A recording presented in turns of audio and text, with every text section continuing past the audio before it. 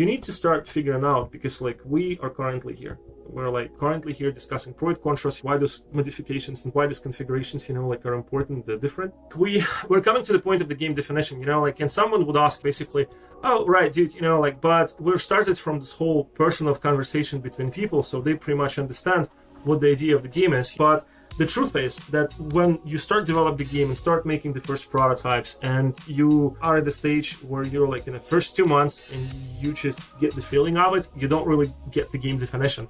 And trust me, you would not even get it on the next about 6 months until we're like at the top 4 or 5. This is where you can get it final. But now when you understand the team of your composition, you need to define the game based on the team composition. And you need to alleviate most of the stressful points that you have dictated by motivation and the team composition. You need to identify your strong suits. And the game being the 3D person adventure, this is what you have decided to do, requires some questions to be answered. And what exactly is the game that you want to build? And this is where you start to draw from the parameters and maybe some of the competences. Let's say you initially are able to answer like these questions, like the size of the game. It looks like God of War. And I would use extreme examples because like most of the teams, they would use that. No one wants to create something which is not popular in the market. So people want to shoot for the high benchmarks. But with this and this features, and that's like around Nephilims or whatever. So this is like your very short pitch, right? And you already know when you start talking about this whole game that people that has at least a little bit of experience, they would understand intuitively or based on the gaming experience what you're talking about. This is yet another reason why it's important to gather people who understand games, because you can save a lot of efforts. You can save a lot of potential issues because you're talking the same language and you're relating to the same gaming experiences that people got from the same games. And you're saying that, look, we are talking about like the Enochian prophecy, and we have this Nephilims and everyone being destroyed by God. But one survived, and now he's fighting both heaven and hell, because he's in love with that woman from human people, whatever. And he wants to save her soul, and this is the story part. But the trick is that you would describe it this way as I just described it, because I'm coming from here.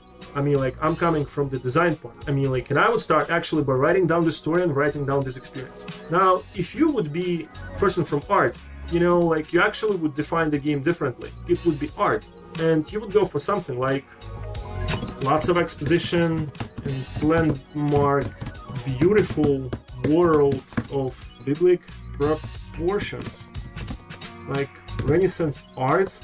And the game is a piece of art in itself. It's an arts product. I have been to Louvre and looked at Caravaggio, listening to Coldplay, and it hit me. I'm getting a bit radical here, but you do understand the difference, right? It's about game get defined differently based on who runs the show. And for, just to go very quickly and very simply here, for Person in Code, this will be a perfect graphical game that supports all of the modern NVIDIA graphic cards things, and it will run like a clock. Again, a bit radical, but for business. But I'm just trying to simplify the difference, of the definition when you first get it, right? Because how to make it right and proper, this is the next thing we're discussing this. And Manny would basically say that I've talked to my investor friend from Hollywood, Nephilims, movies, killed it last year.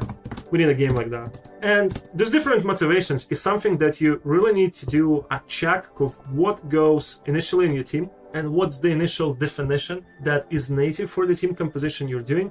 Because that moment is actually the key where you understand what are you lacking. And the first check on what you're lacking would be for whom, what kind, and what platform this game, and for what you're building this at all. For that, there is this well-known industrial exercise where you do this questionnaire, which is often referred to as idiot's test, which is the point where you ask all of the stupid questions you can really ask about the game in general. And that would be your usual suspects. I will just give you a couple of examples of what you really need to answer, which is whom the game is built for.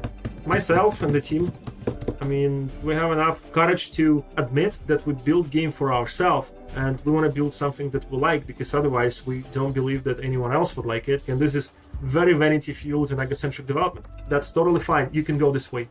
No one can actually tell you you're not. Or what are the platforms? I mean, like, which would help you to quantify efforts in general, depending from what you have defined. We know the genre, right? You know, like, it's genre is known, so platforms would be console and PC. It will be incredibly helpful to understand your audience as well later, right? I mean, like, to expand it from yourself and a bunch of others. It's just a set of questions which should be like things people don't want to talk about at this stage. Like, how long, how this game will be perceived by do's and don'ts.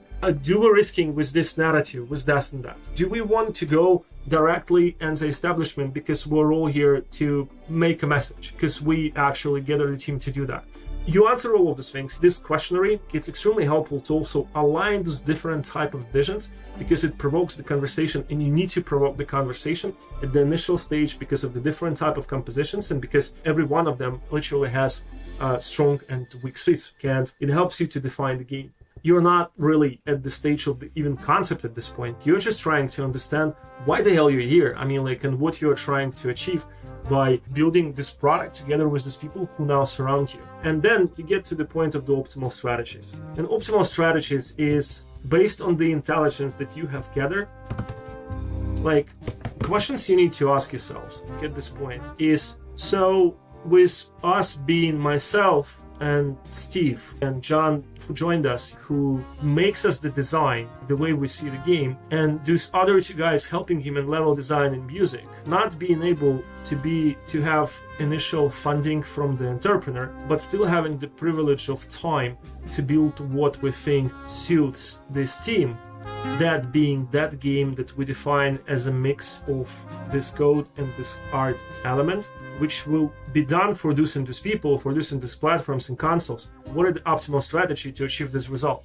Optimal strategy is quite simple. If just to go by the definition, it's how you can achieve your goal in the set parameters with the minimal effort for the maximum quality. To answer this question, you also need to understand your weaknesses, and you need to do the work on the risks and the risk management that you will have as a team at the future stages.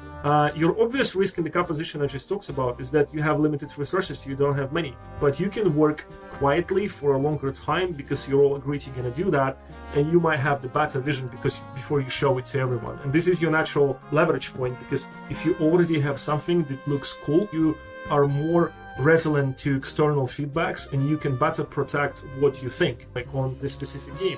For the business, optimal strategy would be to how we will minimize the risks on this particular market, and you order a market research. Can you try to get more experienced people? And you explain to those experienced people that each project would be 6 months in the development, and then they launch at the very early stage, and we choose one that has the better metrics. And the optimal strategy for, depending from the relationship on this business, you would basically tell your entrepreneur guy, like that you would need at least 12 months to finish the vertical slice and then put it to the market, and then attract external resources based on the early access or a community.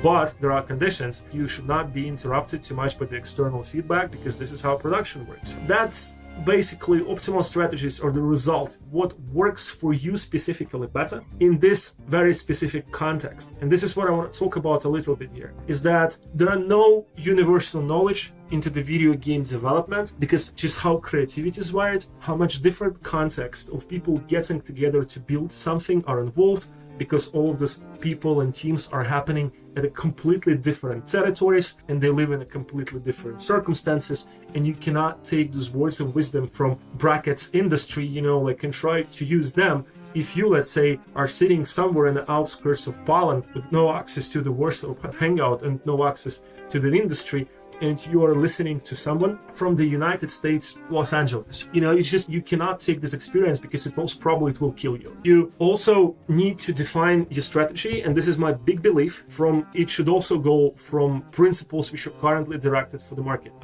You want to keep product control and access as much as possible for yourselves. You want to have creative community access reserved for the studio. You definitely don't want to pre-scale aggressively until you share what you are doing, and then unique elements that are relevant for your specific context.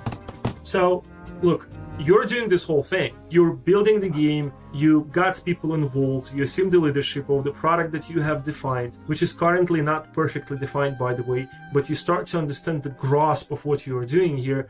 It defines your context and you develop the optimal strategy because no one else will do that for you. And you need to define the optimal strategy because like if you won't do that, someone else will do it for you and you will become the part of their game. And trust me, in most of the circumstances where people sign you in as a part of their strategy, they have the tendency to think about their own private interest in front of yours. You need to have your own definition how you move forward and for what are you doing this, and you need to be able to declare it. And you need to be able to protect this position. This is extremely important. And once you have all this, you start to get an emergent understanding. We getting to the point where you start to set up the field.